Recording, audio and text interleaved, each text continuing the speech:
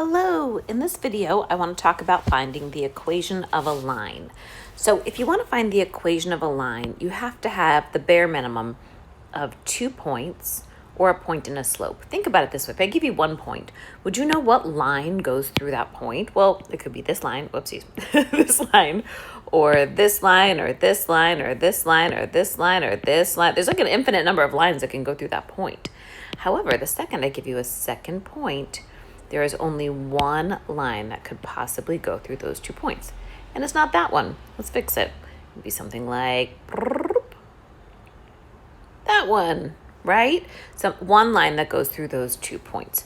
So that's important for us to notice, because if we're looking for the equation of a line, you have to have either 2 points or a point and a slope, which means that you know where it starts and you know how to find the next point using your slope. So the first thing we're going to do is calculate the slope. These are some warnings for you. Even if you're really good at slope, please listen to this carefully, because this is where most people miss it up. Number one, put the y's on top, the x's on the bottom. Not bottom, bottom, of course. There we go. Be consistent with your points. Whatever point you use first for the y on top, you must use it for the x on bottom as well. Otherwise, your sign will be wrong. Then what you're going to do is you're going to pop that slope in for the m in the formula y equals mx plus b. You're going to put it right there in for the m.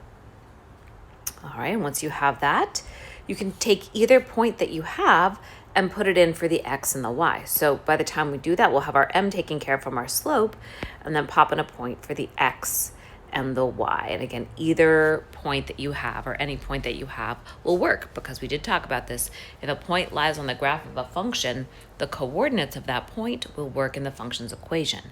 Now what you'll notice is the only unknown in this equation is b, which allows us to solve for it. And then we pop our constants m and b back in the original equation and leave x and y as variables so they can describe all the points on the line, not just one point on the line.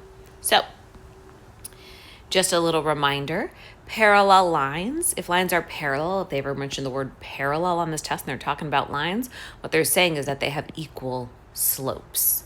When lines are perpendicular, the lines have what are called opposite reciprocal slopes or negative reciprocal slopes. So again, if this line here has a slope of 2, the line parallel to it will also have a slope of 2. If this line has a slope of 2, then the line perpendicular to it will have a slope of 1/2, but negative 1/2. Because if that's 2 over 1, you flip it, make it negative. That's the equation of your perpendicular line, or rather the slope of your perpendicular line. So let's try one. What if we wanted to find the equation of a line that goes through the points 2, 3, and 4, 4? Well, first, remember, we're going to find our slope. And the formula for slope is y2 minus y1 over x2 minus x1. So it's really helpful to write x1, y1 under each point, and then x2, y2 under the second point. So that way you can match them up in your formula and stay consistent. So if I grab this formula, and I'm just going to duplicate it, and I'm just going to replace my y2 with my y2, which is 4, and my x2 with my x2 right there first. Then I'm going to grab my second point, again, making sure my y's go on top and my x's go on the bottom, and I'm consistent with my points. Now when I calculate this, I'll get 1 on top, 2 on bottom, and that's my slope. So I'm going to put that into my equation, y equals mx plus b, and right now my m is 1/2, so I'm going to put that right in here. Now I can't solve for b because I still have unknown x's and y's, but if I take, say, either one of these points, it shouldn't matter, and put the 3 in for the y and the 2 in for the x, and I still have my slope from before. Now notice b is my only unknown, so I can go ahead and solve for it. 1/2 times 2, well, that's just not 2, but 1. So I get 3 equals 1 plus b. Subtract 1, we'll get 2 equals b. So now we can go back up and put that into our equation. And you'll notice we have our formula in y equals mx plus b form. Now you might be wondering to yourself, Donna, what if I plugged in 4, 4 there instead of 3, 2? Would I get the same answer? The answer is absolutely yes.